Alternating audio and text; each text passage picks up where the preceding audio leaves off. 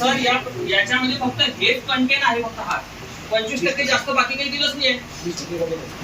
जेव्हा आपल्याला पहिलं उदाहरण वाचून घ्यायचं, A चा पगार B पेक्षा 25% जास्त आहे. पहिल्या वाक्यामध्ये जास्त हा शब्द आहे का?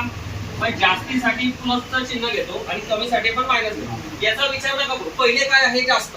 म्हणून फॉर्म्युला असा आहे R भागेला 100, R प्लस 100 आणि पर्सेंटेज आहे म्हणून 100 मध्ये ते मिळवावे लागतील. 25% जास्त आहे.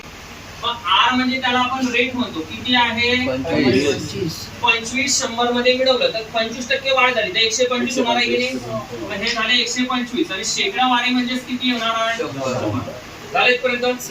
मग भाग देऊ आपण. 25 5 100, 25 5 1 5 आणि 20 5 100. ज्यांना समजत नाही मी काहीच करू शकत नाही पुढच्या होता तुम्हाला पाडे लागतीलच. आर म्हणजे रेट.